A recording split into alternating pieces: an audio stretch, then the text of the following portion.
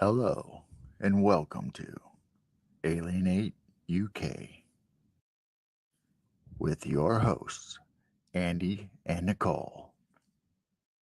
Super Chat and Super Stickers are now active.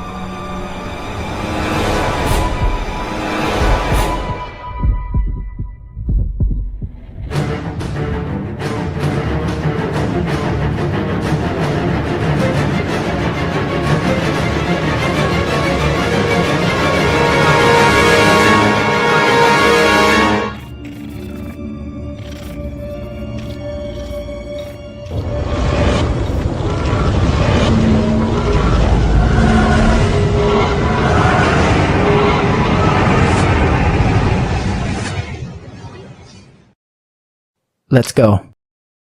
Let's go. Hello, welcome to today's show of Alienate UK with my wonderful co-host Nicole and our amazing guest Keith Evans. So, welcome Keith, welcome everyone in the chat. Thank you all for your support. You are more than welcome. Right, so Keith is a paranormal researcher and author. He's the author of 2 books. The first book is Vampires. Can you hold the book up, please, Keith? Vampires Dead or Alive? Yeah, so that's the first one. Vampires Dead or Alive. And the next one is it the Hayes House Ghosts Are People Hayes Too? House. Yes. The Hayes House Ghosts Are People Too. So can we talk about the vampire one first? Because we was having a little discussion. Dead or Sorry? Alive? Vampires Dead or Alive? Which one? Yes. Vampires Dead or Alive. Well, we was having a conversation before we went live, and he was explaining about why he wrote the book and his concept about are they dead, are they alive. So I'll let Keith give us his interpretation of what he's written and why. Well, throughout the book, I kind of align each chapter with like a type of ability that a vampire has. Like, say one chapter will be about their ability to not have a mirror image, and another chapter might be about their ability to shapeshift, and then the next one might be their ability to just dematerialize at will. So, and each ability, I look at whether that's more like a dead person or a living person could do that ability, or maybe neither. And in some cases, it would be neither. And I would say that vampires are, compared to our life form, are neither dead or alive, but a combination of both. And we have a very narrow view of what life is, just from how life is on Earth. But in other places, life may be kind of variable between being dead and alive. So I think they're a combination of both, if I had to bet money on it. Yeah. So the dead and alive, you said about these like different combinations of different abilities, should we say? So do you think these like, I suppose, different levels of vampirism? You're like, I suppose the way that we see in, I'm going to refer to the Vampire Diaries or the originals. You know, one of them sorts, because you've got the ones that date back thousands of years, or even I didn't see the Vampire Diaries. All right, but even True Blood, where you've got the different level, like the hierarchy, the ones that have been vampires from like for thousands of years, and then you've got the ones that are like probably 200 years, and then the ones that are recent, like in the last 50 years. So you've got all that different levels. Do you think that they start off with specific abilities, and then these abilities grow depending on how they are as a vampire? Or Well, it is a possibility because anytime a person gets into a new field, like say a human being gets into a new field, the longer they stay in the field of paranormal, the better they're going to get at it. The more they're going to learn. The more they're going to, try different pieces of equipment and different mechanisms to communicate with the ghosts and the spirits. So that I mean, it's a educational type, yeah, possibility. But I really feel that that the paranormal, when it comes to vampires, that they are extraterrestrial. I don't think they originated on Earth, and I think they probably traveled here many years ago.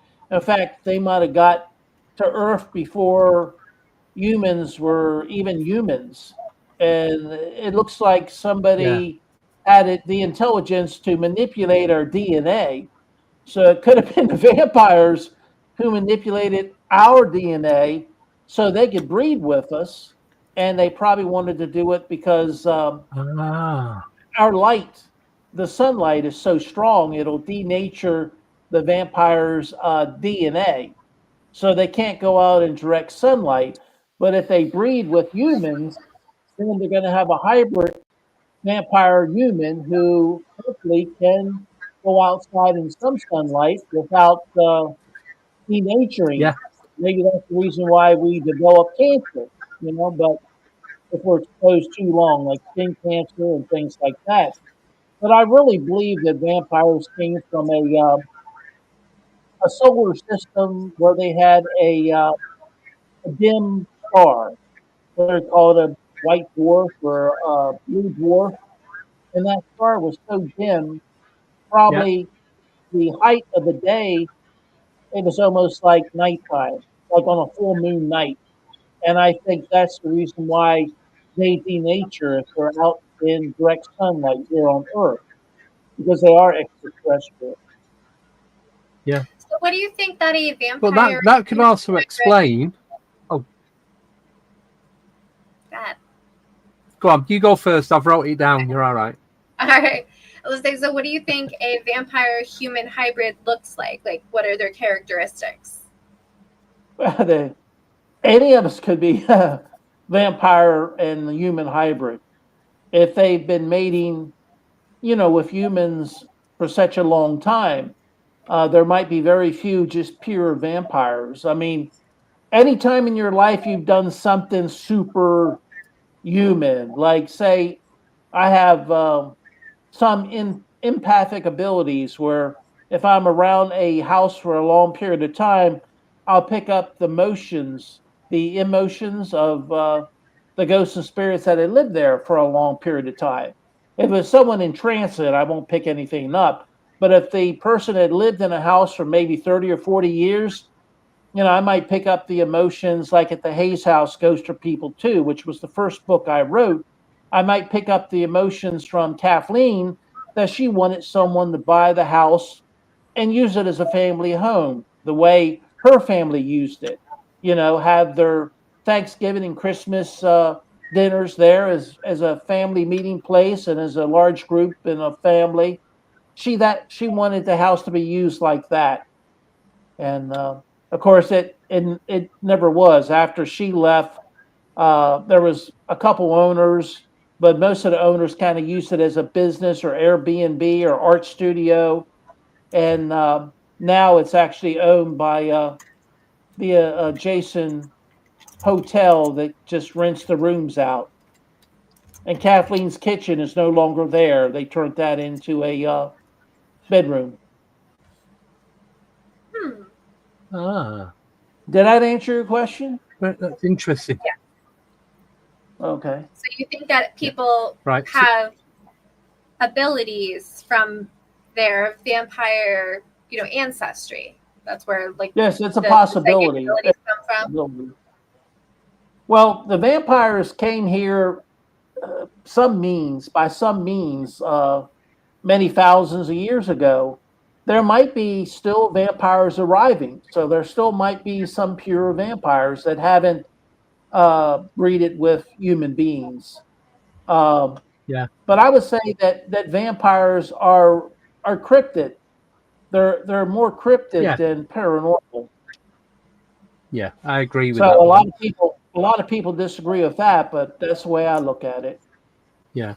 So, do you think then this could be one of the reasonings behind the oh, it's only two letters, I can't say it. RH negative and RH positive.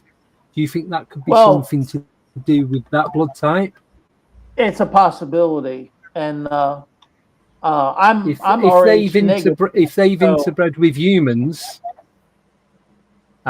if they've interbred with humans, they've created this separate bloodline. Do you think that is a possibility? Because that would make so much more sense than a lot of other theories out it there. is. I think it's a possibility. Yes.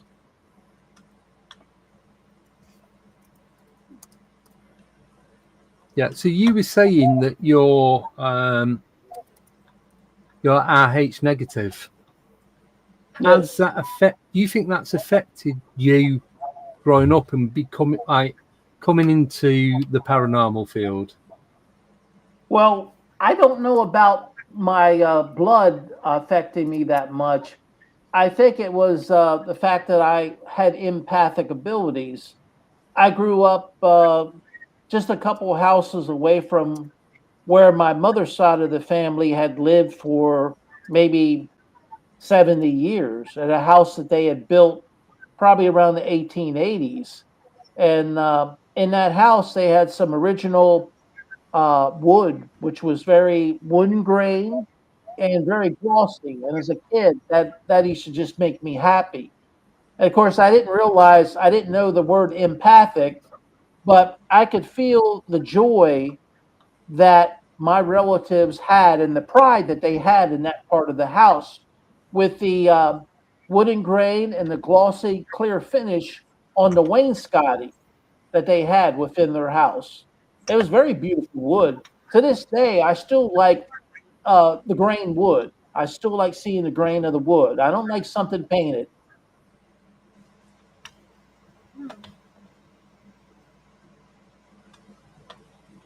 Yeah. Hmm. No, I've always been into vampires. I know it does go back to TV and film. I don't know if you guys ever got Hammer House of Horrors back in the 70s. It was filmed not too far away from Windsor Castle, a lot of it, just outside London, where it's Christopher Lee, Peter Cushing, can't think any of the other actors. But that, even as like a 3, 4 year old kid, I used to love watching that kind of stuff. Vampires has always been one of my. Sorry, go on. I never saw that, but when I was in middle school, the reason why I started thinking so intensely about vampires and their abilities and how they do it, I watched a British sitcom called Dark Shadows, and this was back in the late '60s, early '70s, and I just love Dark Shadows. And to me, Barnabas Yeah, Collins was like my superhero. A lot of younger men yeah, or younger boys, like Superman or Batman or whatever, but I like Barnabas Collins. yeah, I just thought he was so cool, and Didn't they that's how I remake them? originally. yeah, Didn't they That's remake how that? I. They may have, but I just remember the original one. But that's how I first got interested in vampires. And then as I went on in life, and I didn't get my degree in chemistry until I was 50 years old. So later on in life, when I took different classes and different courses in chemistry and physics, I just thought, well, hey, that's probably, I would see different things that I would learn new that I think that's how vampires did it. For instance, like when it comes to astro space type courses, um, when you learn about, a black hole has the enough energy to bend space and time. I thought, well, that's how vampires were able to, on a split second, turn into another creature, like from a human to a bat. They were bending space and time back to when they were actually a bat. I feel like our souls are just recycled over and over, reincarnation. So I think vampires can just bend space and time for just themselves, go back in time till they were another form, and that's how they instantaneously become a bat. Now, when it comes to dematerializing, they go back in time, they bend space and time, localized just for themselves, not for the room or anyone else in the room that's looking at them, and then they can turn themselves into a time when they were just a soul. And a soul is a person who's passed away who just exists as electromagnetic energy. And then, of course, you dematerialize, you disappear if you're just a soul, soul. So that's the way I look at it. Yeah. And Yeah, as because you I know, learned more and took yeah, higher classes, I always looked back and said, well, that's how a vampire did what they did. And I thought, why not write a book about it? Because no one else has. Are there yeah, people asking me yeah. questions? I don't want to miss it. No, it's that. No, no, no. We mark the questions and we put them separate. But Big Red's just put. I think this is funny because I had a very similar thought. When he was a kid, he wanted to be a vampire and he tried to glue the plastic fangs into his mouth. I didn't go that far, but I always wanted to be a vampire. Well, at least you I didn't go don't. around It's biting nothing to do with the sucking blood. No, no, never. What?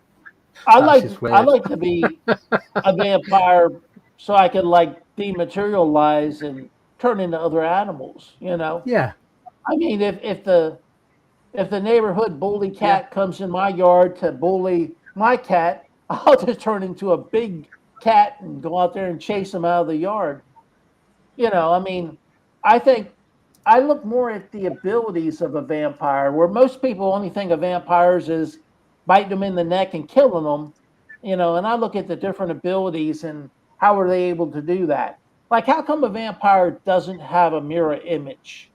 You know, I can think of two or three well, that reasons was why. And I think in the book, I only put two reasons why. One reason may be that they're bending light around themselves. And of course, if you're a cryptid and you're an extraterrestrial from yes, another planet where light will cause your body to denature, maybe you have some type of safety mechanism so that you can bend light around you. And if light bends around you, then you're not going to have a mirror image.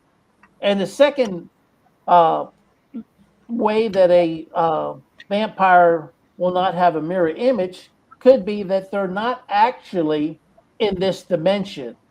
They're sending their uh, audio and visual effects into your brain, and you're seeing them in the room, but they're not actually there. And if anyone yeah, else was in the room with you, they wouldn't see them because their audio and visual is just being transmitted directly to your brain. So,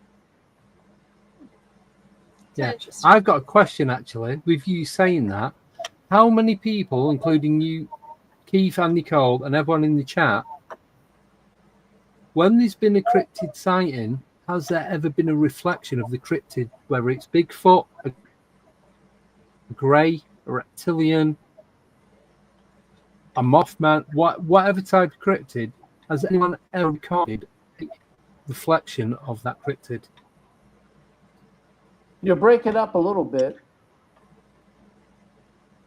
Because I don't recall. Yeah, the internet's not too good this end. It's a bit.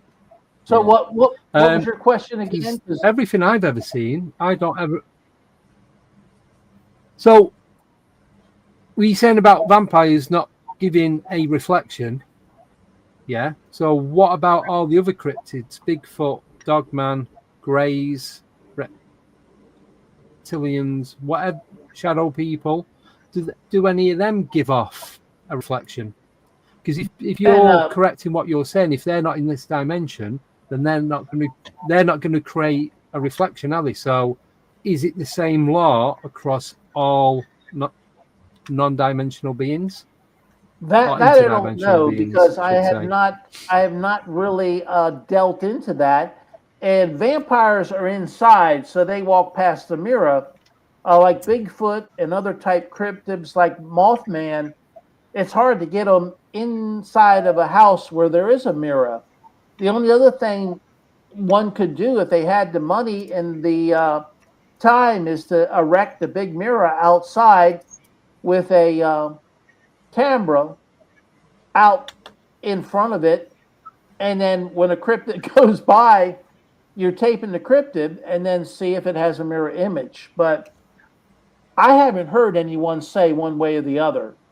It's a possibility, but No. I would say that Yeah. No, I was just wondering with you.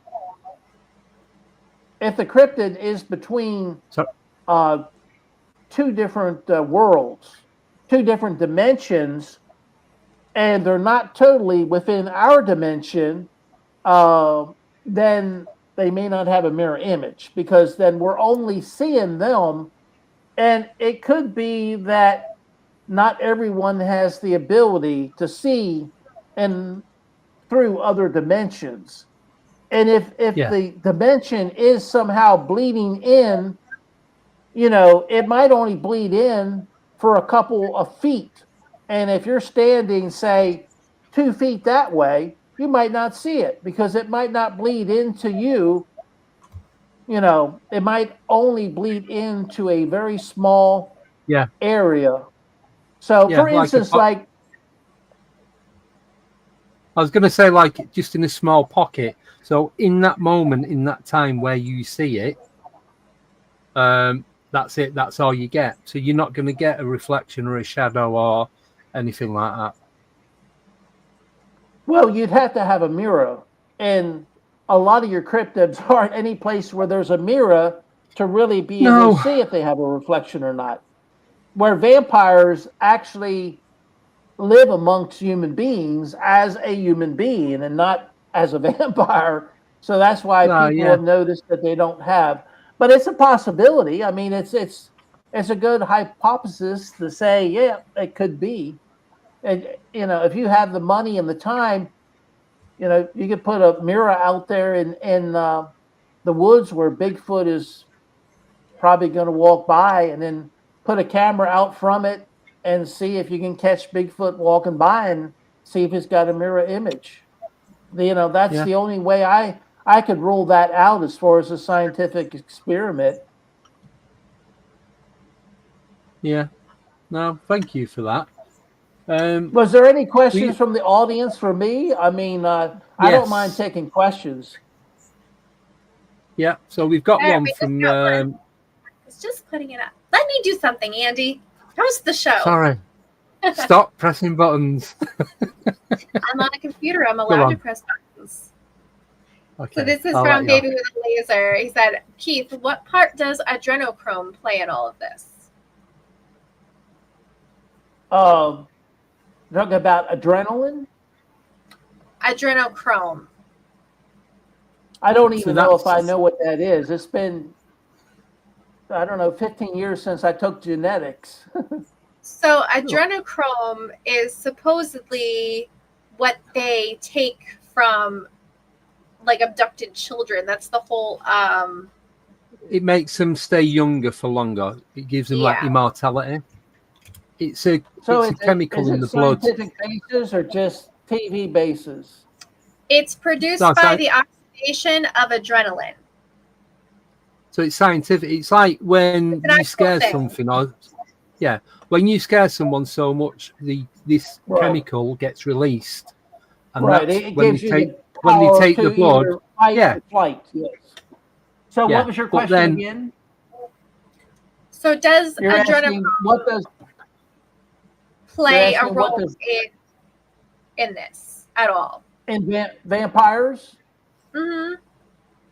I would The say oxidation yeah. of adrenaline in the blood. As far as it Yeah. depends what's going on. if a vampire is being sought by someone who wants to kill them, I'm sure their adrenaline is high and they're going to want to disappear. So they're going to want to bend space and time and go back to when they were just a soul, and then they materialize. And then you're going to say, well, where's the vampire? Where'd he go to? I've done some Bigfoot hunting, but I haven't had any success. But I understand different people who do Bigfoot hunting say that the Bigfoot will be there, then they're not.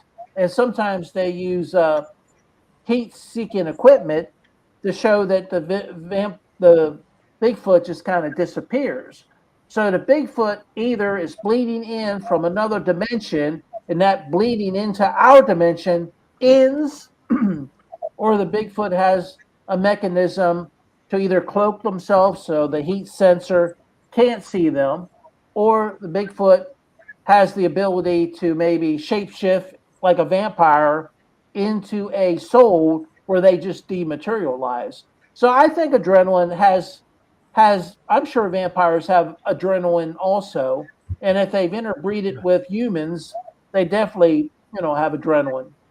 And I think it has to do with any time you're in a situation where you're stressed and your life is threatened.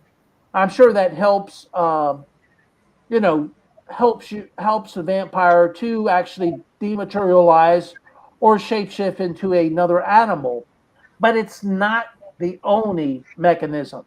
It helps, but that in itself does not cause a vampire to dematerialize or to shapeshift. But No. I'm sure that vampires have adrenaline. Yeah. No. Cheers for that. I've got another question. Do you think there's any relation of vampires and black-eyed kids?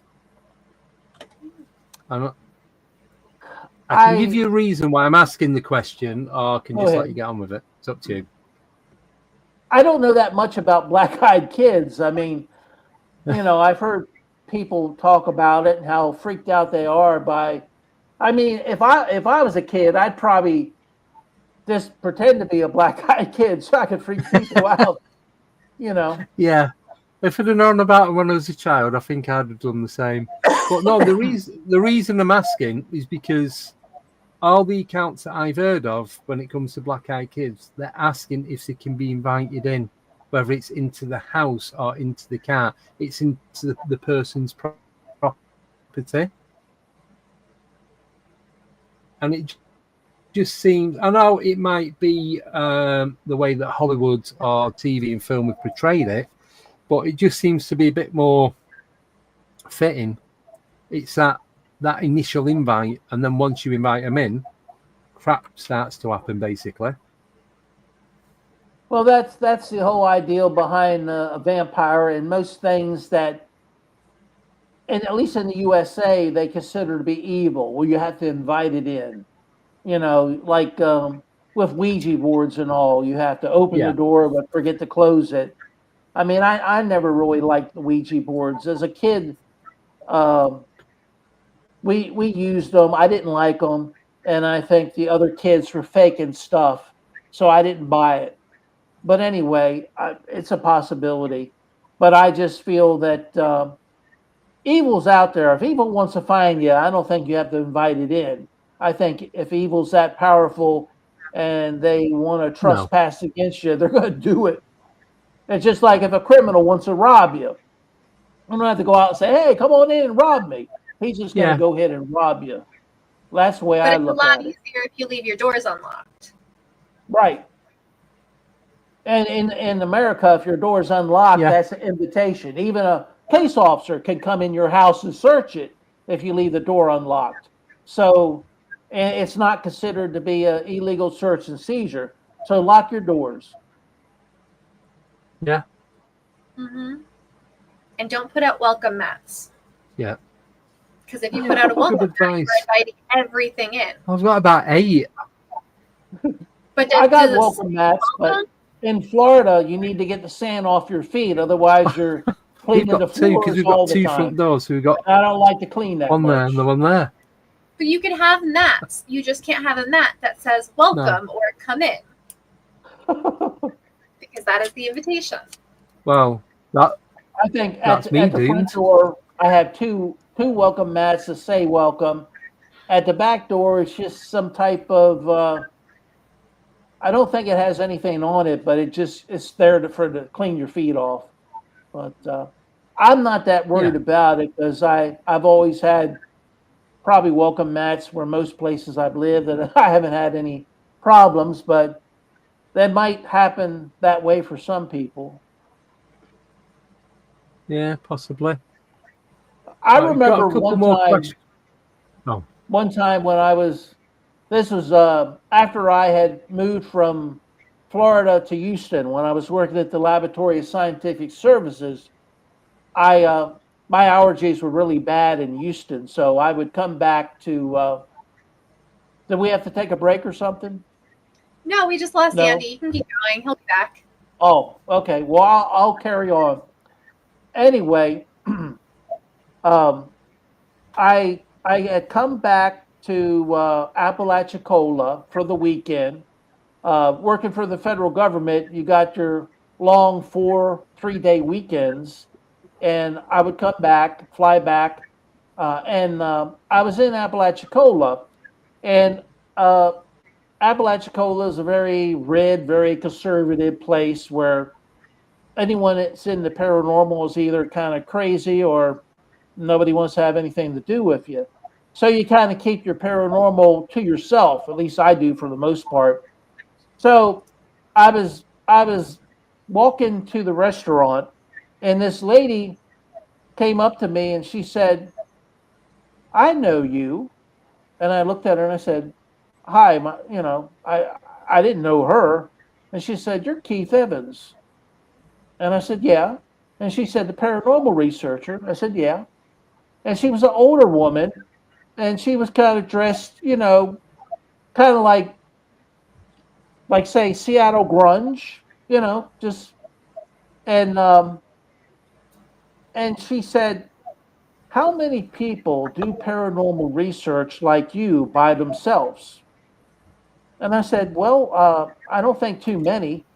And she said, "Do you know there's a reason why you're able to do paranormal research by yourself?" And then somebody saw me and came over and started to talk. And when I looked, she was gone. She had walked on. oh, And I always wondered what she was going to say. She was going to say something that there was something uniquely different about me, the reason why, because I've always done paranormal research by myself. Of course, I did as a kid because, back in 1962, when I was feeling the different empathic abilities from a relative's house where I was enjoying the wainscoting that they had, that shiny wooden grain, clear finish on the wall. I was feeling the actual pride and joy that they had in that part of the house, and that was empathic abilities. When my parents found out that, they thought I was a little off. And some of them think that way today, and some of them, of course, are dead. But anyway, I kept it to myself to just avoid that type of reaction. Because when people think you're a little off, they don't ever think otherwise. So I did paranormal research by myself because it was convenient, and nobody else wanted to do it because why would you look for something that isn't real? So I didn't think I had any special abilities to do paranormal yeah. research by myself. I thought, well, it's an adaptation of trying to avoid people criticizing you and treating you like dirt, which nobody likes. So I would really like to know what that woman had to say. So many times I go places and nobody knows who I am. I can go a place to stay 3 or 4 days and no one even talks to me. And then somebody had That's to come right up when that woman was about ready to tell me what I was or what she thought I was. At first, I figured the woman was a religious woman that wanted to say that I was evil for communicating with the dead. yeah, yeah. I get that a lot, especially when I do book signings.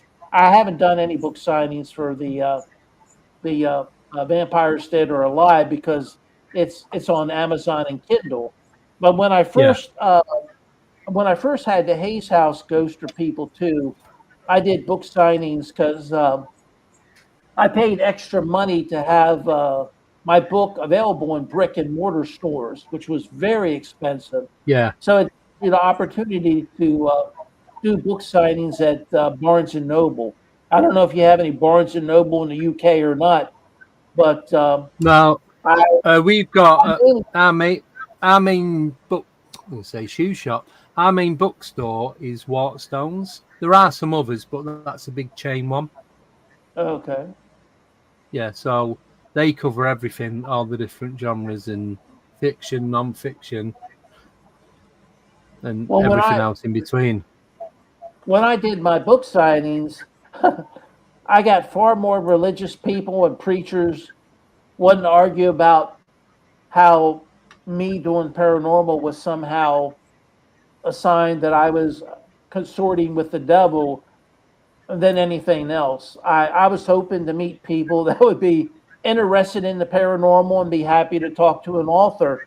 But Yeah, more than not, I met people that were opposing and really felt that paranormal was somehow a threat to their religion or their way of life. And I don't feel it's any of that to anyone. yeah. So when you first got into the paranormal, like at a higher level, did anything scare you? Did anything happen that tried knocking you back, or did you just walk straight into it and go, "I'm doing this," and that was it? Well, anytime, if I'm walking down the street and the car backfires, it scares me. So anytime something Yeah, happens sudden, you're going to get scared, no matter who you yeah, are. yeah, Anyone says, "Oh no, I wouldn't be scared." Yeah, you're going to get scared.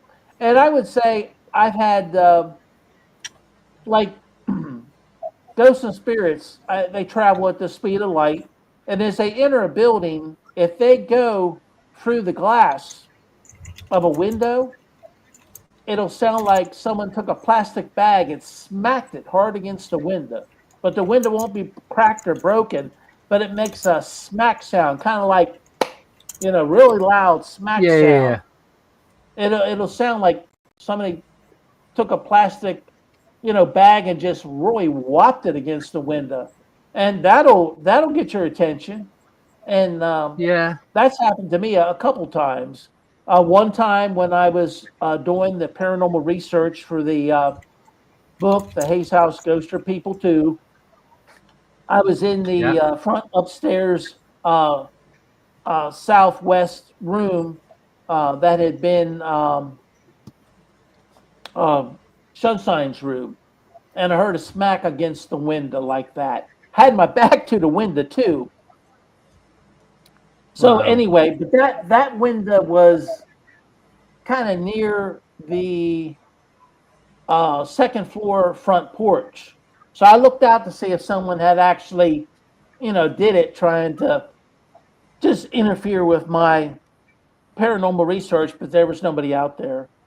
And then the next Hmm. time it happened, it was in Apalachicola, but I don't have permission to name where I was at.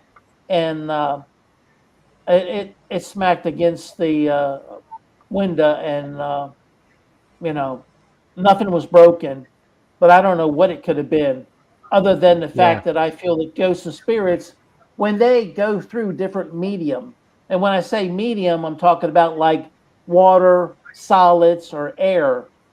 They kind of leave like a aircraft will do a sonic boom when they Yeah. reach Yeah. a Yeah. certain speed, and I think that the small packet of energy, which makes up our souls after we pass away, when it goes through different medium, it either makes a knock, a crack, or a smack. And I think when the ghost or spirit is moving quickly, close to the speed of light, and they go from air through glass, coming out the other side through air, that's what makes the smack sound. So you just know that a ghost or spirit has entered. That's the way I Right. look at it. Yeah. So what's your so if just quickly, I know we're talking about the book, but I'm just really interested in this. What's your go-to paranormal research, out of all the different things you've done, what's the one that it's like, no, this is the one for me? Are you talking about like my favorite place or? Or anything in general, whether it's your favorite place or your favorite topic, genre, equipment, whatever you choose. I like to do homes that were built between 1880 and 1920. In America, they're like the trying to think of the term for it, Victorian style homes. They're usually homes that if a person owned it, they were well to do. But I like those homes because they have real interesting type wood, and the stone tape theory I think is very helpful when you're doing paranormal research for both uh, interactive, live, intelligent spirits, and for both residual energy. And I also like the history involved. So if you can learn more about the history, you can kind of narrow your focus and your questions to try to spark the interest of ghosts and spirits that probably have some type of interest, past interest in that house, and the probability of them being there is stronger than some just ghosts and spirits that wandered in off of the street. But that can happen too. Yeah. So that would be my favorite. That era? What was that again? So why was it specifically that era, would you say, versus older houses?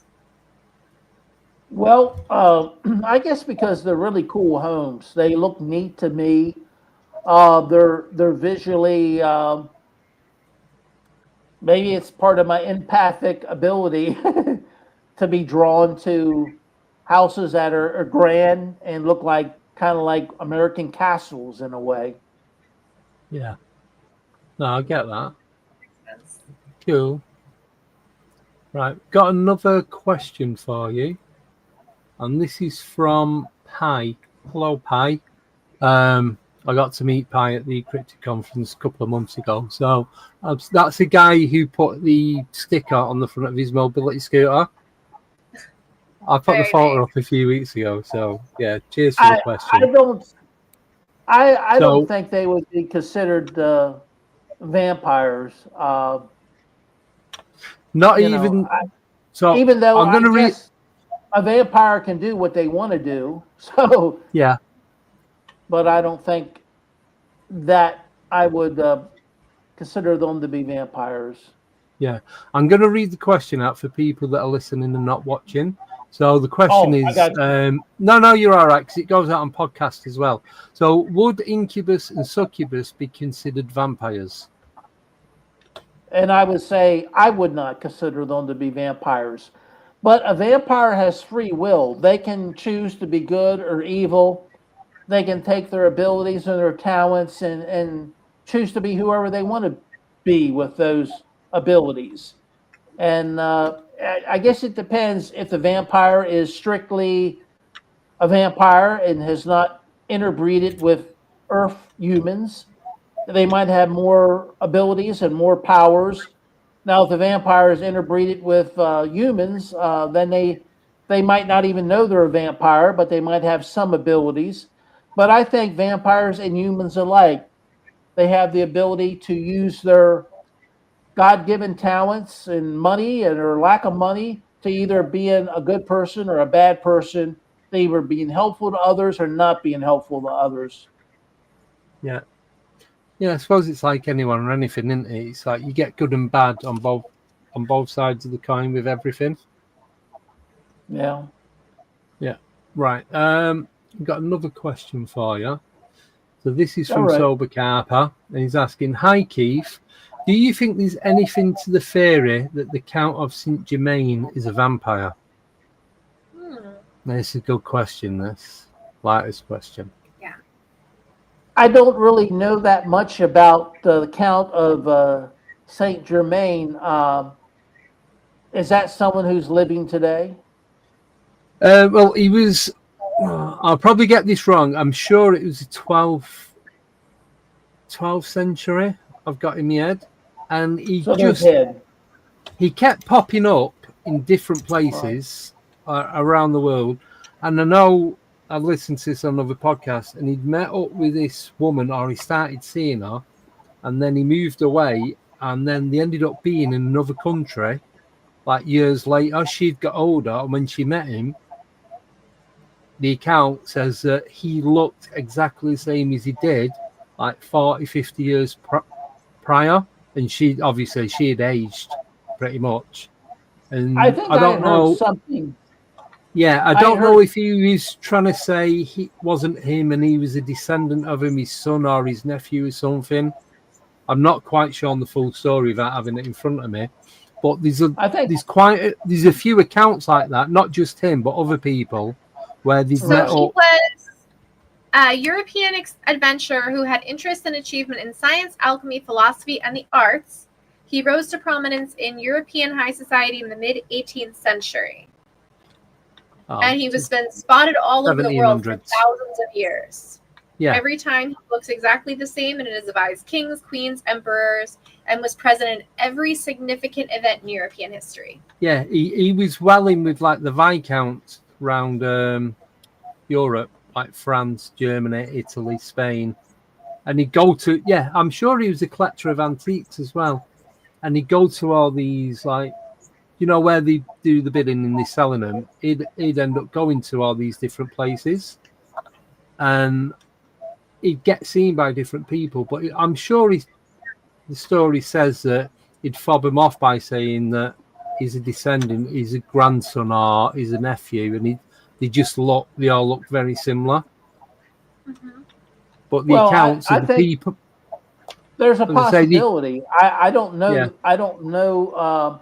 I've read about this, but I'd forgotten the name Count of Saint Germain. But I have read about that in the past. It's a possibility. I mean, what a great cover story.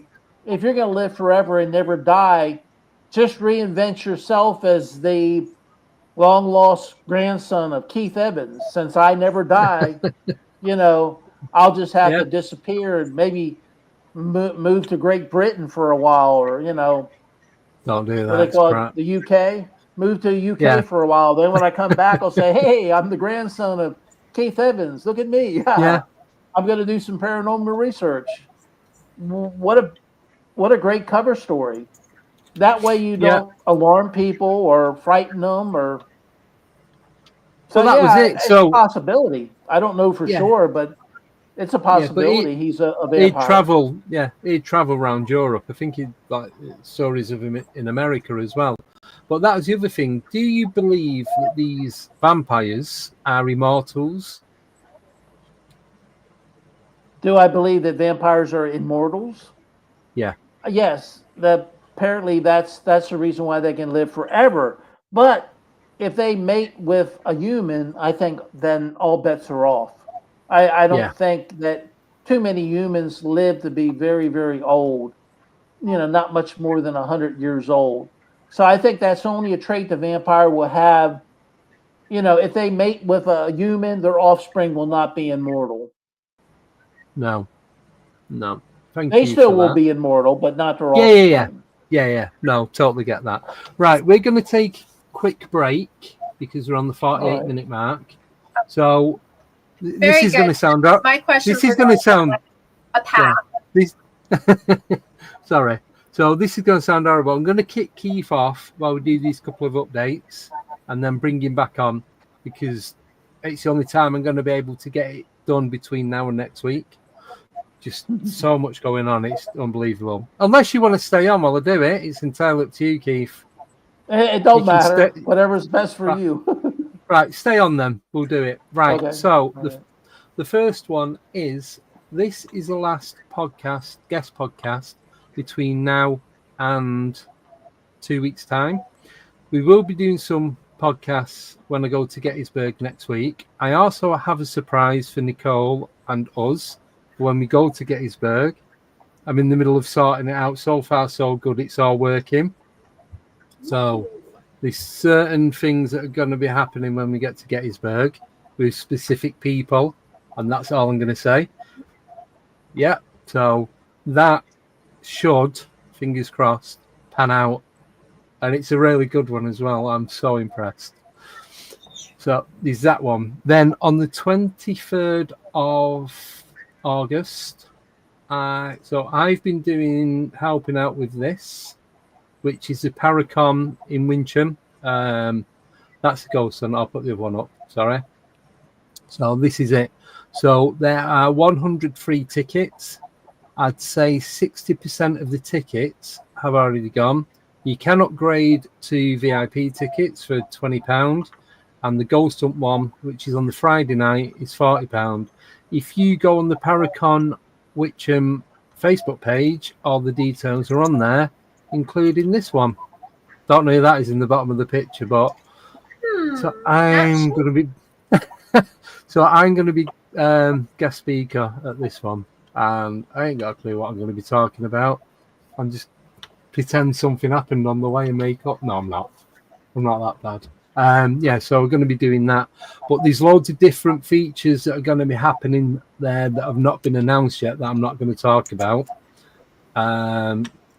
So yeah, you can get your free ticket if you just go onto the Facebook page, send them a message, it'll go through to them, request what ticket you want, they'll get back to you, and then they'll send it across with whichever one it is. So that is the bank holiday weekend of the 23rd, and it's Saturday the 23rd, but if you want to do the Ghost Hunt, it's Friday the 22nd, and it is limited tickets for the Ghost Hunt and the VIP. And there's going to be a lot of stuff going on. So I am apparently a company director. So this is going to be an ongoing thing, not just this year, but next year and the year after. And while I'm still kicking and breathing, I'm going to be helping out. Not like security. I'm going to be helping out with the venues in the future. So it's not just me. Emma is part of it, Sarah's sister from To Investigate. And there's Josh and Eddie from Black and White Podcast, Mr. X, who we don't know the identity of, and obviously Ian Diver, who originally organised it all. So that's the first update. Second update, this time next week, I'm going to be sat about half a mile away from Heathrow Airport, waiting to get my flight on the Saturday morning to go to New York, to go to Gettysburg. Oh, I was going to say I'm terrified. I'm not. I just don't like flying. So I just need to make sure I go to sleep. I'll just have like a box of antihistamines.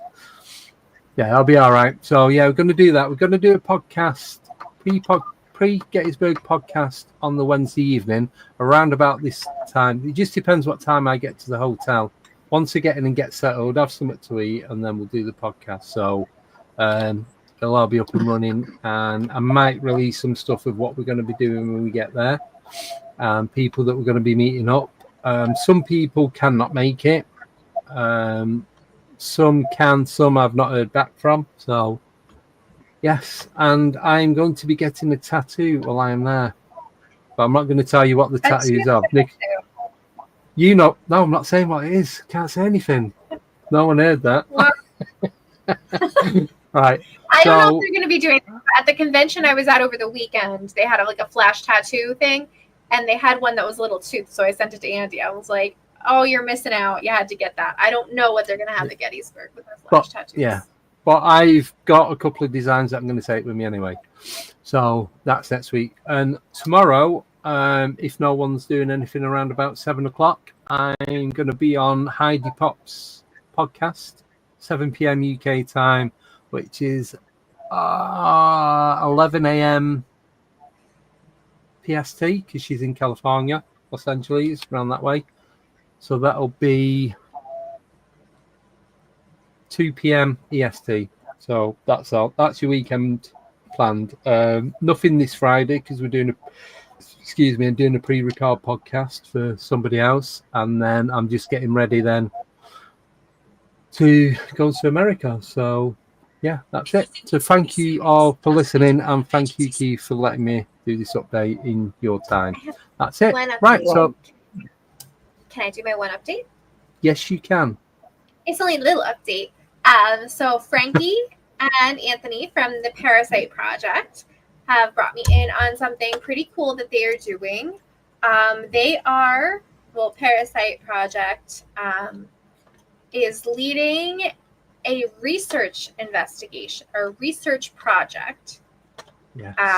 And it is in conjunction with Rutgers University. So I'm going to drop some info on that here if anybody wants to learn more about what we are planning or what we're going to be doing. Cool.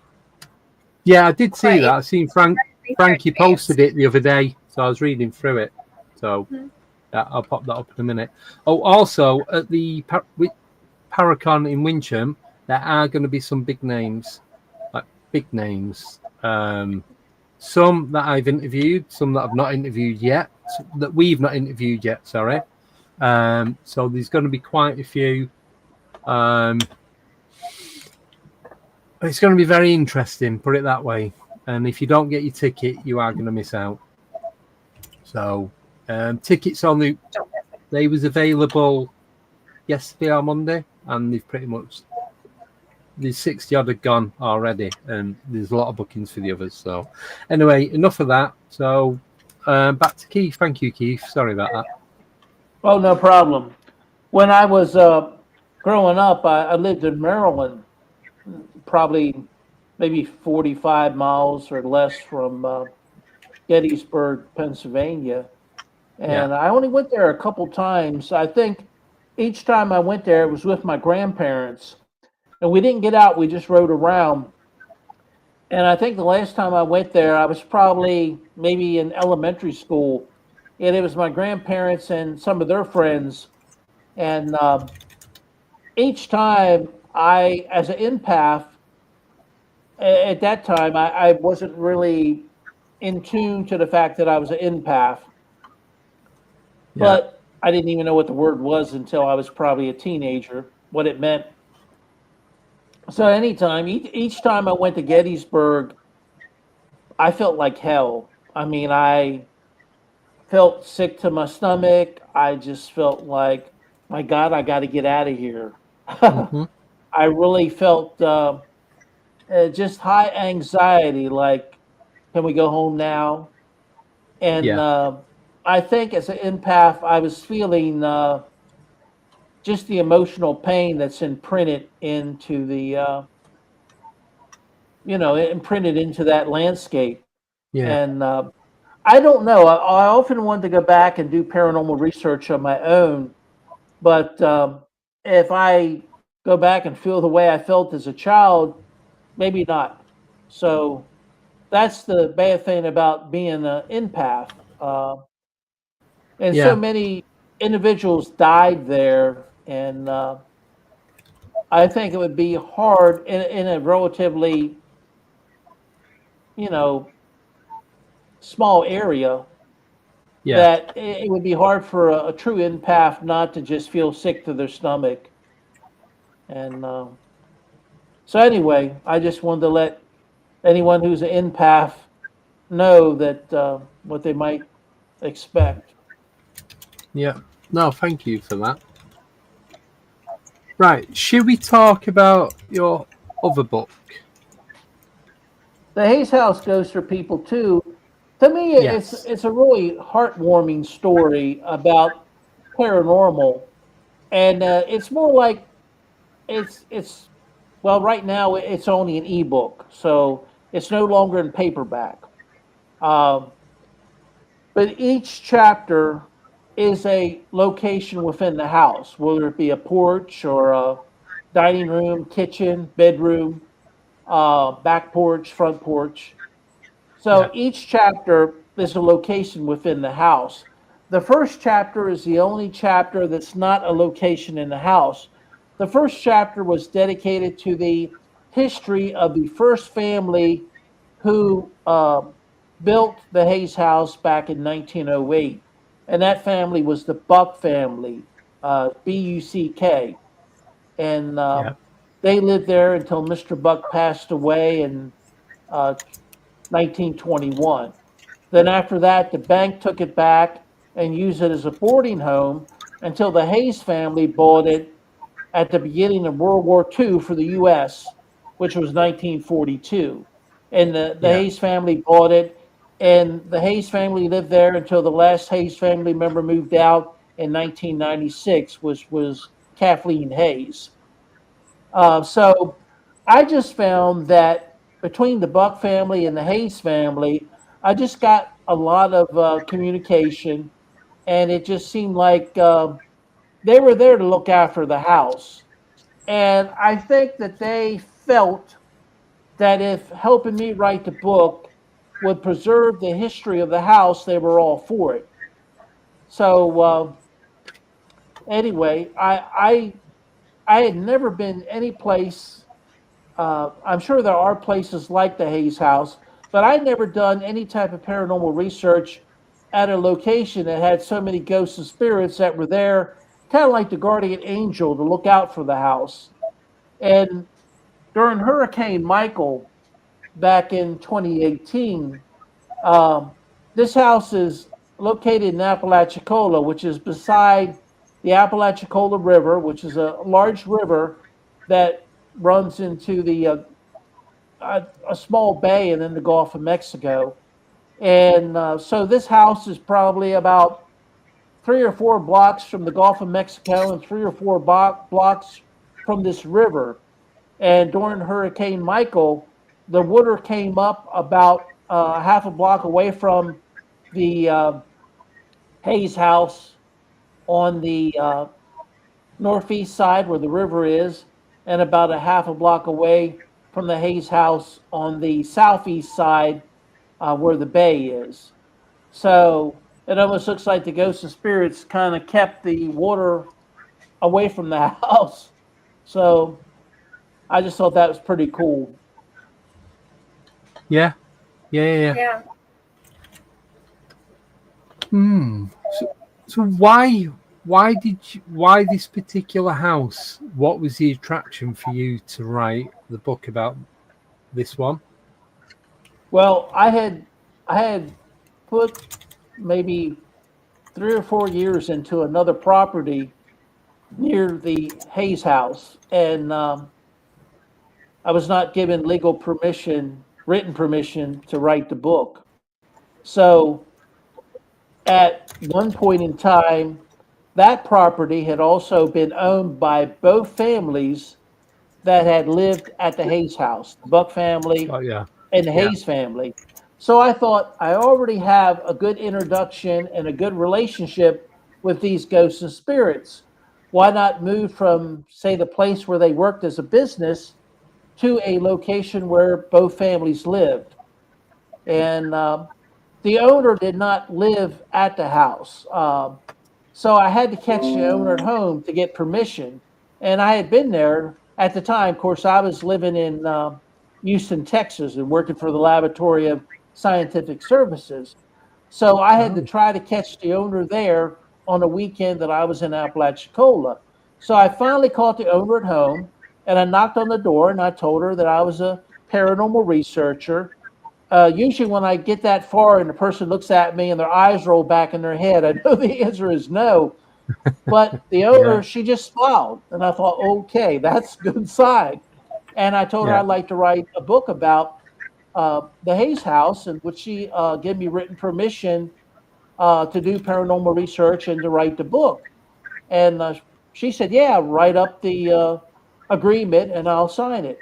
And I was like, yeah.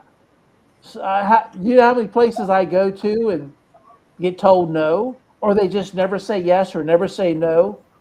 Yeah. Alone, St. Augustine, I probably approached maybe, I don't know, 40 or 50 locations and been told of maybe one location, which was a bar in St. Augustine, said, well, anytime we won't give you written permission, but anytime you want to come in, you can do paranormal research.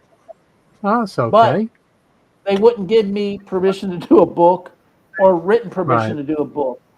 So, or use it as a movie or something. Yeah. You know, Yeah. if a production company approaches you, I've been approached, but I never really knew who to trust and who not to trust, and who Yeah. is just pulling your leg. You know, Yeah. and a lot of production Yeah. companies are just like a myself. I've never been the guy with a lot of money who could do everything he wanted to do in paranormal. I've been just Yeah. a struggling type paranormal researcher to scraping by. I probably put more money into paranormal research than I may ever get out of it. So the bottom line is, someone approaches me and wants me to fund my own movie. Well, sure, I'd love to do a movie about both of my books, but funded, not coming close Yeah. to being able to do that. It's going to be a short movie. Put it that way. Right. So, I will say there's been interest in at least one of my books, but I don't have the means to fund it. And at times you don't know who to trust. A lot of times people might just want to con you into give up your rights to your book so I can get the royalties, and they're not interested in ever doing a No. movie. And I would never give up the rights to my book anyway. Um, but No. anyway, it would be great. I think if there was a movie about my book would sell like hotcakes. And I would think Yeah. it would a lot of people, if the movie's done right, they can learn a lot about the paranormal without being frightened. If you Yeah. frighten a person, you can control a person. And I'm not here to control anybody. I'm just here to teach people about the paranormal. And if they can learn not to be frightened about things that go bump in the dark or vampires, they might start thinking and not be frightened by everything that they hear, you know, and the other Yeah. pathways in their life. Yeah. Well, cheers for that. We've still got a couple more questions for you. Sure. Um, we've done that one, sorry. This is from Baby with a Laser, Darren. And he wants to know, Keith, what convinced you that the whole vampire thing was real? Well, I think that something is real if you believe it's real, and can you really prove? Can I prove I'm here right now? If someone said, prove you're here right now, how am I going to prove I'm here right now?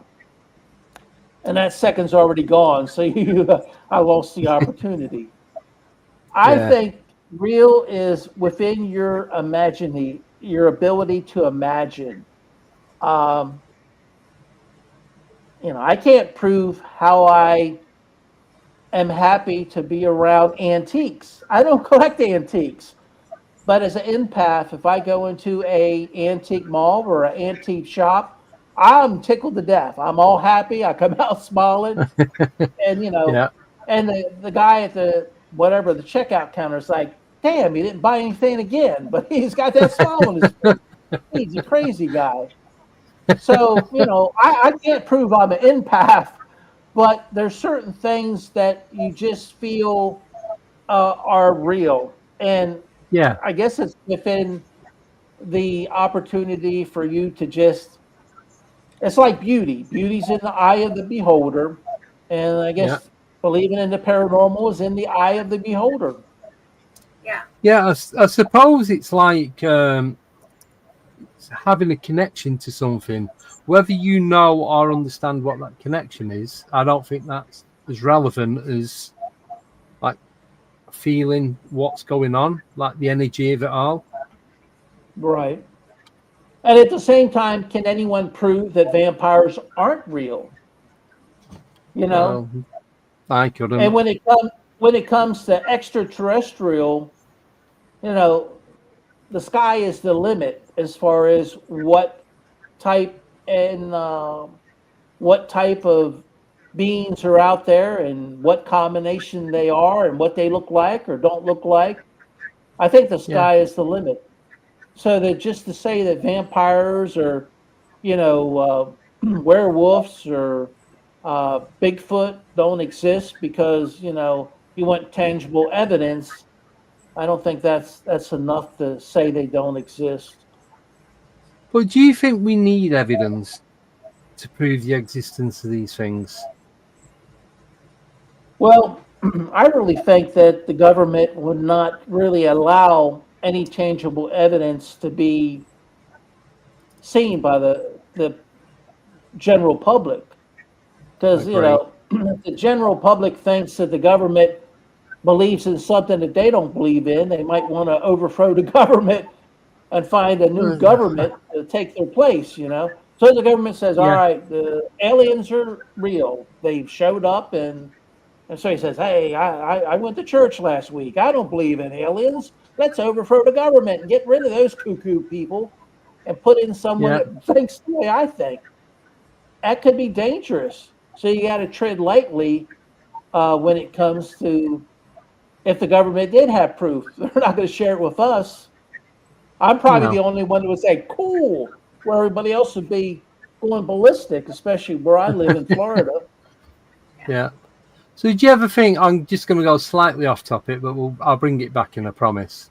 Do you ever think we'll get Do you think we'll ever get disclosure from the government? Not just the US. I mean, like around the world: the UK, Europe, France, Spain, Russia, Germany, South America, Iceland, Maybe, wherever, maybe. wherever. I mean, the average person in Florida still doesn't believe that global warming's happening. Yeah, So America might be the last country to recognize anything because sometimes, like that movie, some people can't handle the truth. Was that A Few Good Men or whatever? It was a movie back in the 70s or maybe early 80s.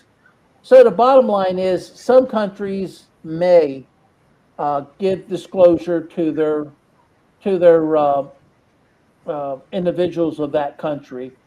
yeah, But I think it will be a long time coming in the United States yeah, because in the United States, if people believe that their candidate won, whether there's evidence or not, then that's what they believe. So they're not necessarily driven by evidence. But when it comes to paranormal, they want evidence from you. yeah. So I know that's the thing, isn't it? I think the only disclosure you're going to get is the ones that we do ourselves. The one that we do ourselves. Unless anything major is to happen, whether it's I'm going to use aliens because obviously that's the one that everyone's waiting for. Unless they come forward and go, look, we're real. Forget what your government are telling you. This is us. This is who we are. This is what it is. Unless something as big or as drastic as that takes place, I don't think it's ever going to happen. Don't care what anyone says. It's not a thing. Yeah. yeah, that's true. And I really feel that, like a lot of people think that, for instance, if I had a glass of blood and I drank some of it, they say, well, you're a vampire. And, I can fall out of a tree and be flying for a couple seconds before I hit the ground. That does not make me a bird. And the same way with drinking Yeah, blood. Just because somebody drinks blood and says, look, I showed you I was a vampire, that's evidence. No, it's yeah, just evidence that they drank blood. It's not yeah, evidence that they're a vampire. yeah. It's like, well, So can do you do all the other vampires stuff? have a need to drink blood? Yes, I really think they do. I think it has something to do, and that's the strictest type vampire, the vampire that hasn't, made it with, human beings and is like a crossbreed. But the strictest Yeah, vampire, I think they need it in some way to just keep their system alive. I think when they were on another planet, I don't think they were able to eat food the way we eat food here. The planet they were on, the animals probably were far and few between, and they didn't want to kill them for their flesh. So they developed a digestive system that would kind of like the vampire bat, a digestive system where they could actually drink blood and it not harm them. Yeah. Because there's so much iron in blood that if it's not taken out, it probably wouldn't be healthy for the person drinking it. So, like bats, their digestive system filters out the iron. That's the reason why the bat number two is so fertile. So people get Yeah. into caves and dig I think it's called guano, bat guano, and it's very fertilizing to grow vegetables and all. So I really feel that it was just a situation where vampires didn't want to kill the animals, so they drank their blood, but not to drain it to kill them, but just drink their blood so they wouldn't have to kill them. So I think it's more Yeah. a humane thing, because like on Earth, animals grow like flies, but on other planets, animals may not be as plentiful, especially animals like cattle or sheep or grazing animals, because if your sunlight is so dim that it's more like your brightest sunlight is like the moonlit night, grass might be far and few between. You might have to use artificial light and grow it inside of a cave or something. Yeah. So I think vampires adapted on their own planet in a way where they drank blood instead of killing the animal and eating it, which is kind of Yeah. nice. I mean, if we But I didn't kill the think, animals, yeah, but I think they'd still that's be where alive. that's where the adrenochrome comes into it, because apparently that's what the vampires need to ingest to stay young and I suppose immortal, and that's what gives them, I suppose, the energy and the abilities. Apparently, so I'm told. So Well, I don't know. adrenaline cannot be transferred through the blood. That I'm not sure of because I'm sure it's in the bloodstream, but would have the same effect after you digest it. And I'm sure vampires now, a vampire may not have a digestive system. They might just interject it right through their veins into their blood system. So then, yeah, the Yeah, whatever adrenaline that is pumping in that animal, whether it be a human or a cattle or a horse or a sheep, then they would get used of it. But they would get good use of that adrenaline, but only if it yeah, intravenously goes in through their canine teeth and directly to their blood system. And I'm yeah, not sure. It could be a situation where if they do digest it and it actually goes through a system within their stomach, different than our system, then I don't think it would directly affect them. The adrenaline would not be instantaneous. What are your thoughts on energy vampires versus like traditional vampire portrayals? Well, I did not include that into my book. And the reason why, to me, I've read about energy vampires, and it just sounds like a way to control and abuse people.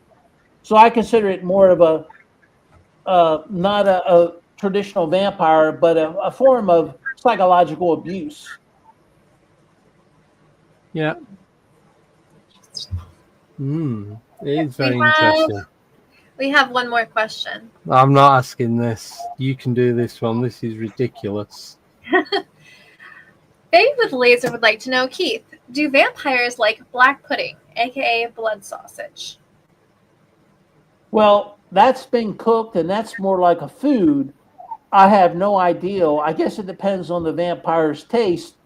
And I guess a true vampire may not eat food at all. They would want direct blood from the individual. So, unless the vampire has interbreeded with human beings, and then their offspring might enjoy it. I've never had it myself, but I know people in the USA who have had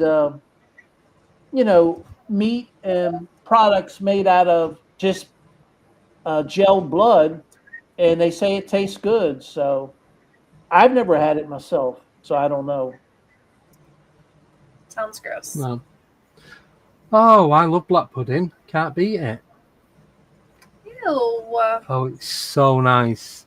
You just fry it for about 3-4 minutes on one side, flip it over, do the other side. You have it with bacon, sausage, beans, egg. Ew. Ew. You love it. Gross. Yeah. I would try No. it. I mean, We're not having that next week. I'll bring some. No, I can't. As I say, I'll bring some with me, but they won't allow it. Nope, we're having burgers and French fries and American things, not chips. No, we're going to go Chick-fil-A anyway. Yes. And I need to get a Coolata from Dunkin' Donuts. Mhm.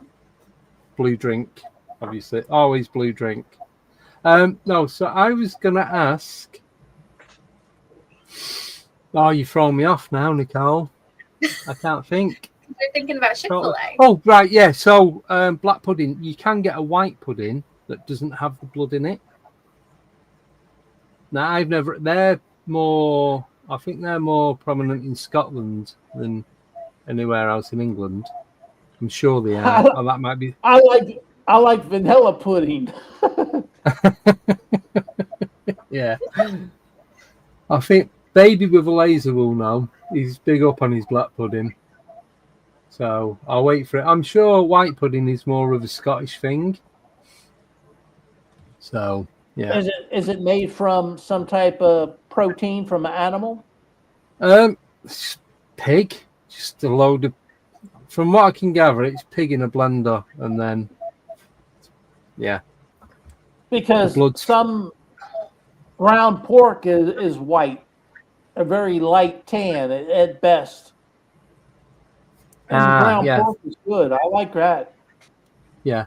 No, it's black because they put the blood in it. But it has, you can taste, it has that, I suppose that irony type of taste to it. Is it not a big thing in the US, black pudding? No, it's not a thing. People don't eat blood in the United States. Not enough vampires. Oh. There we go. Vampires do exist, and they eat sausages that contain blood. Maybe I just never met one because I eat a lot of garlic. See, I love garlic as well. So let me get an image of a black pudding for those who don't know what one is. There we go. I've heard about it. There used to be a show on. The gentleman has passed away, but he used to do a show about exotic foods, and mainly very expensive restaurants do sell the blood pudding. Was it Anthony Bourdain? I think that's him. That's the one. But he passed away. But that's the only time I've seen blood pudding, and it was an upscale restaurant that sold it, and it was sold as a main course, like a entree, the meat part of the meal. Yeah. So that's where that's the only place I've heard of it. That's it. So it's got like a plastic. So it has a plastic coating around it. So you cut through the plastic, and then you cut into slices and you fry it. It's so nice, and I mean, it is so nice. Well, it's kind of like lunch meat. Sorry? Lunch meat used to come in a case, kind of like a like a big hot dog, but you would cut into it and then take the plastic off before you cook it. Yeah, because you can buy it whole, you can buy it pre-sliced, frozen, chilled, whatever. But we normally go to the butchers, and it's cheaper to buy a full one than it is to buy a part cut one because the way it's sold. Does it really? Bourdain translates to pudding? Oh, he's making shit up. Ignore him. No, it might do actually. I have no idea. No, I don't think he has. But no, yeah. If it wasn't meat, then I'd bring it, but I'd get stopped at customs for trying to bring dodgy food into the US.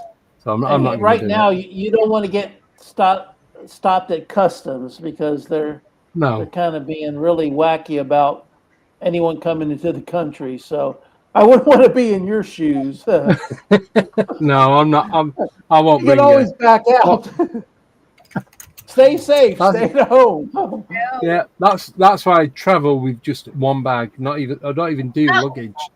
So, funny baby with a laser, Bourdain actually derives from the Old French word which means lie. Not pudding. Which is what he's doing right Lying now. about pudding. Lying. Right. Yes. Hmm. Yeah. Or potentially an occupational name for someone who works with donkeys. So, one or the other. Oh, lovely. So what I'll do is I'm going to share the screen. I know we've gone off topic a little bit, not too much. We usually do. Yeah. So these are the different variations of black pudding. Ew. I prefer them like that, like the bottom left. They are nice with egg, like with egg on top, like in that one. I wouldn't eat them whole like that. They're too rich. If you eat, you don't like have 2-3 slices. Anything more than that, and you're like, yeah, you're feeling it. But yeah, like this kind of stuff. So you have it like with full English. I think I've seen blood pudding in. It's been a while, but in different grocery stores that have a deli. You know, have Yes. like a deli where they have fresh meats that aren't pre-packaged into a plastic container. I think I have seen it there, but I've never tried it. Yeah. And this is your white pudding. Possibly Yeah. the grocery store Publix. I don't know if I'm allowed to say Publix, but that's a Hashtag not grocery store Yes. in Florida. No, thank you. Because that's another place where we can stop if there's one on the way from New York to Pennsylvania. No Publix. We don't have Publix. Gotta come to Florida. Do we We not? can stop at a Wawa or a Stewart's or what else is up here? Cumberland Farms. Yeah, that's where I went to last time, Cumberland Farms. Yes. I know they've got all the meats and the. Yeah, just quickly, how many types of milk do you have in the US? I went to get a bottle of milk. 2% I went to get whole milk. a bottle of milk and I counted 17 different types of milk. Yeah, there's 1%, 2% whole milk. There's all like the nut milks, soy milks, stuff. Almond milk. Mhm. So all I wanted was semi-skimmed, which is like not full fat, not fat free, like the little bit in between. Could not get it anywhere, so I didn't bother. I just cool outers instead. Oh, I like chocolate milk. That's my favorite. no, I've gone off chocolate. Don't like chocolate anymore. Right, so we have gone completely off topic. We So have. I'll bring That's it okay. straight back. I'll sleep Well, when you I know- get back home.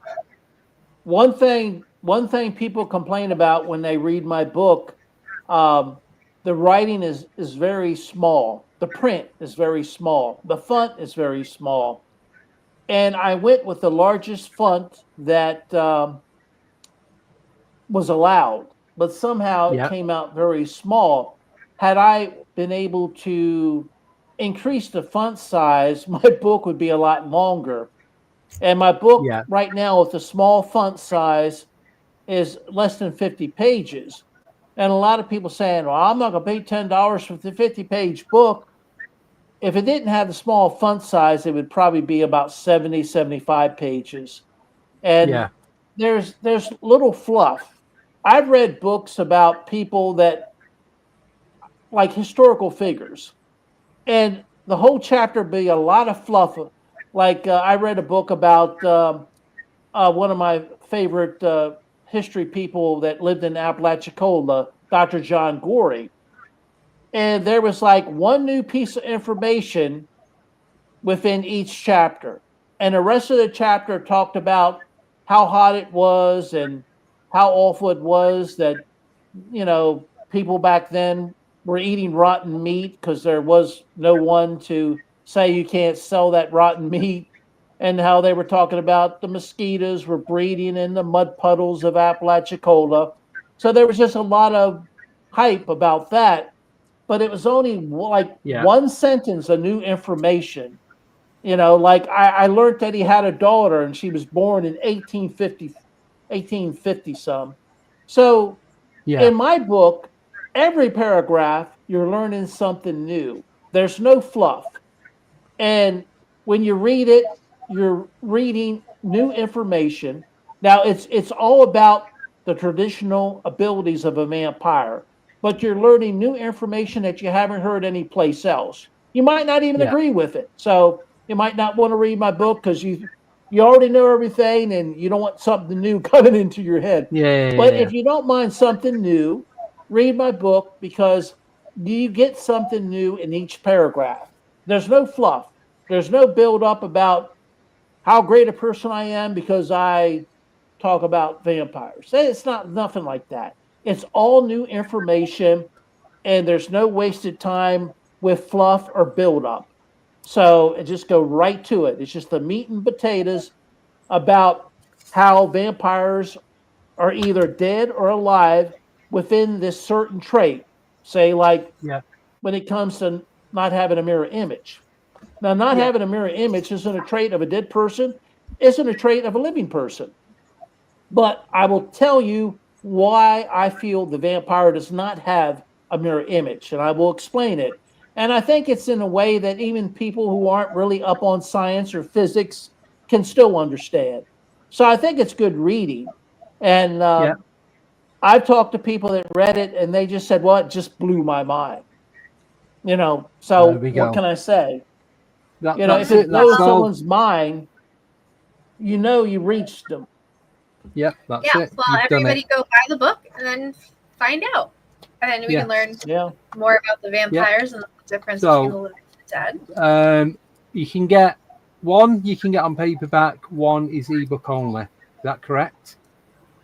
Uh, the book, The Hayes House Ghost or People 2, is only available Kindle ebook, but Yeah. Vampires That Are Alive is available both as paperback on Amazon, ebook on Kindle. Yeah. Now, right now, I hope to try to request that the family give me permission to put pictures into a part maybe 1, 2, 3, and 4 of the Hayes House. Divide the 340 pages up into 4 separate books and add Yeah. pictures that Kathleen Hayes had, or at least pictures that were taken that show the way that Kathleen Hayes had furnished the Hayes house. Because she had purchased a lot of antiques and it made the Yeah. house look really grand and old and historical. And I think if people Yeah. saw those pictures, they'd fall in love with the house. So Yeah. I just need to get written permission. I'm the type of person, if I ask the family for permission and they say, well, you can only use the photos to just promote the book, but you can't put the photos in the book, then that's Yeah. what I Yeah. do. That way, in the No. future, when I do my next book, I know the next people who trust me know my word is good. But if I could get the family's permission, the ones that are still living, permission to use those photos and put them into, say, the first part one might be there was 21 chapters. So if we Yeah. divide, We've got that would be 1 like, minute left. We've got 1 all minute right, left, and then we're gonna have to wrap it up.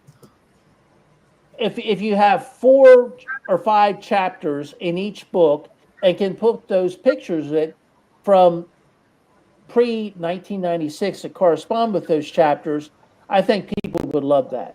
And that would kind of spark the interest of a new paperback for the Hayes House Ghost or People too. So, and I hope everyone will Yeah. read my book, Vampires Dead or Alive. To me, it's a spectacular book. It's a book, groundbreaking information, groundbreaking explanations of how vampires do what they do. And I Yeah. question whether they're dead or alive. To me, I think they're a combination of both. And I'm also I'm on Instagram and Facebook. And also, if you want to see the entirety of all my paranormal short sessions, I have a YouTube channel called Paranormal Short Sessions by Keith Evans. Perfect. Well, thank you, Keith, for coming on. Thanks for having me. We are back. We'll be back when we're in Gettysburg. No, back next Wednesday, the day before.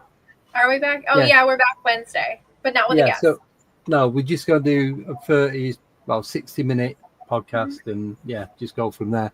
So thank you, Keith. Thank you so much for coming on. Have fun in Gettysburg. I cannot wait. Thank you, everyone in the chat. Thank you, everyone that donated, everyone that has donated towards the Gettysburg trip. Really do appreciate it. You can listen to this back on podcasts on Apple, Spotify, and all the other podcast players. This will be uploaded ready for tomorrow. And that is it. So have an amazing week, everyone. And we will see you Wednesday. See you Wednesday. Probably should we do the same time? Yeah, because you're in. Yeah, you're going to have to because you're in work. Unless you just walk around with your phone, that'd be all right. It's fine. So we'll be back next Wednesday at 8:30. So thank you all so much. Have a wonderful week. See you all then. Bye-bye. Bye-bye.